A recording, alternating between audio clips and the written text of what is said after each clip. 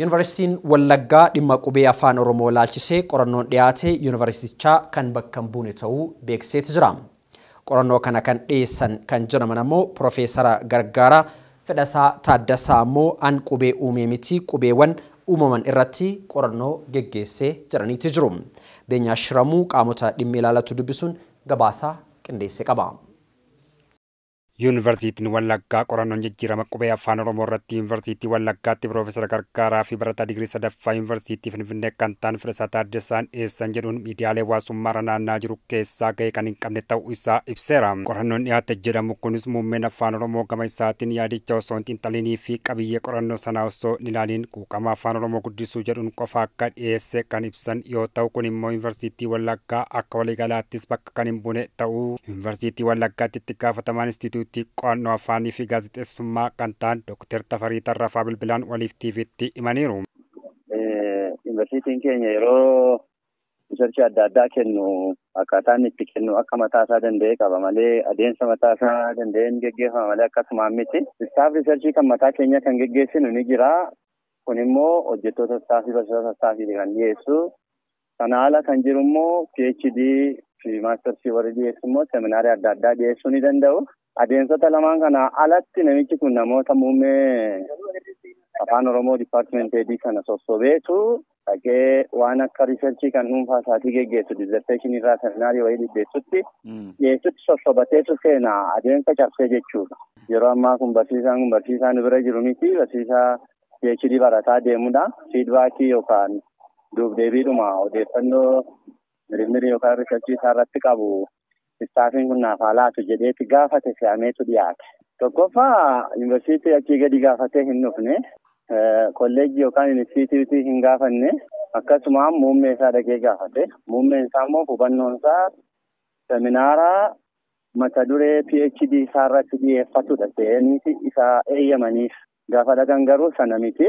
Xalayaan inistituutiin kun akka kolleejjii tokkotti yookaan akka inistituutii tokkotti yuunivarsiitii Wallaggaa irraa xalayaan ni barreessee kan inni galchees kan inni isaaf eeyyamee dhiyeessisaan jedhee siin jiru tokko kan keenya kan hin taane kan nuni ilaallanne ta'uu namichi kun immoo waan godhe kana dhoskaadhaan adeemsa qorannoo ala adeemsa geggeesse kanaaf immoo seeraan nutti gaafachuuf inistituutiin keenya dalaa adda addaa barreessee qophiirra jira. Qorannicha kan dhiyeessan Yuunivarsiitii Wallaggaatti Profeesara Gargaaraa fi barataan digirii sadaffaa Yuunivarsiitii Finfinnee Fedhasaa Taaddasaa qorannoo isaanii kanaan qubeewwan haaraa sagaliin uumamanii jiran qorannoodhaan xiinxalanii dhiyeessuu isaanii malee qubeen haaraa uumanii dhiyeessan kan hin jirre ta'uu waliif TV'tti himaniiru. Amma liinkii fudhattee liinkii isaa yoo yuutuubii irra galchitee ilaalte namoonni baay'een qubee barsiisaa jiru qubee uumanii ofii isaaniiti.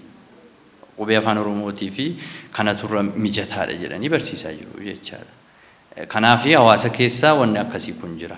Namoonni immoo anaan akkan afaan Oromoo irratti dubbadhu, waa'ee afaan Oromoo dubbadhu waan beekaniif iskiriinshoot godhanii gara kootti ergu yookaan immoo dookimentii sana natti ergu iddoo adda addaarraa. Kana boodan ani maaliifan dhimma kana hin ilaalu jedhee mata duree xiinxala uumama qubee afaan Oromoo ijibbaata hayyotaa fi firii dhamaatii isaanii mata duree jedhuunan dookimentii walitti qabee qorachuu jalqabee jechuudha waggaa lamaarraa. Qubeewwan kunneen hojiirra haa oolan jedhee yaada xumuraa ani qoranicha keessatti lafa kaa'es hin jiru jedhu. Ani qubeen uumne namoonni sagal garuu qubee uumaniiru. Qubee adda addaa sagal afaan Oromoof uumaniiru. Ani egaa rikomendeeshiniin ani kaa'e yookaan yaboon ani kaa'e hojiirra haa oolu kunuu namni fudhatee gada bahu hin jenne.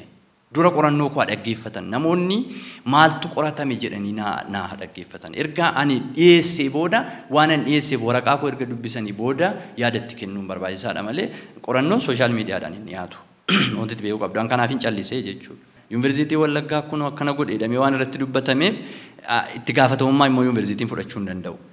Itti gaafatamummaa qorataatu fudhata. Hirmaattonni qorannoon kun dhiyaateefis qorannichi barbaachisaa akka hin taane yaada kennaniiru. Qubee dhumtii amma bocame kun falaasamni odaa irraa dhufu kan laatinii sanarraa dhufuu isaayyuu nama muraasa beeka darbee falaasama sana ta'uu isaayyuu namni shakkiidhaan hin dubbata yeroo baay'ee falaasama ta'uu isaayyuu. Suma qubeen gaafa bocamu ba'aan gaafa bocamu da'aan gaafa garagalu daawwitii keessatti ilaallee kan jedhu sun innimtu shakkii qaba shakkiitti ilaala namni. Nuuf immoo odaa irraa bonyaa kan jedhu nama sana maali nama nanu ilaalcha maaliitiin. Akkamitti ilaalla falaasamoo isaa kana akkamitti fudhachuu danda'a. Atamma kuullee mallattoo keenya kan jedhuuni ati yaboo keessa dhumaa fudhachuu dandeessa ta'a. qubeema iseema itti hidhamne iseema itti duduune kanatu itti fayyadamna. Maaliif amma qotee bulaan Oromoo namni waa'ee qubee hin baranne kamiyyuu ammatu qubeen tuqamuu ishee arge namni callisu hin jiru. Inuma gadda. Kanaafi ituu inni kun faca'uu baate dhugaa dubbachuudhaaf natti tola. Ayilee Fidaafaa bal'isanii kaa'aniiru. Kitaaba hirmaata dubbii afaan Oromoo dubbisteetta. Waan jedhuun qaba achirratti. Odaa murra jennee otoo uummata kana biratti dubbanne odaan hin muramu. Odaan hin boba'u. Odaan abidda keessa hin seenu. Afaan Kushitik innillee Afro-Eeshiyaa keessaa tokkodha. Kanarra dabarree gaafa laalu akka addunyaatti afaanonni qubee wal fakkaataa fayyadamanii hundi isaanii kanuma mataa isaanii godhatanii itti fayyadamaa eega jiraatanii waa'ee aadaa isaanii eenyummaa isaanii ibsuu ni danda'a. Eega ta'eeti qubee laatinii fayyadamuun keenya akka miidhaa qabutti kaasuun kee amma amansiisaadha. Tokko wantoota haaraa dhufu mormuun sirrii. Hojiirra oolaa amma hojiirra ooluuf gaafachaa jirraa lakki. Hayyootaaf dhiyeessaa jirra jiran. Uummata keessatti baratamaa jira sirriitti. Namni akkuma ja'a fedha isaatu leenjise.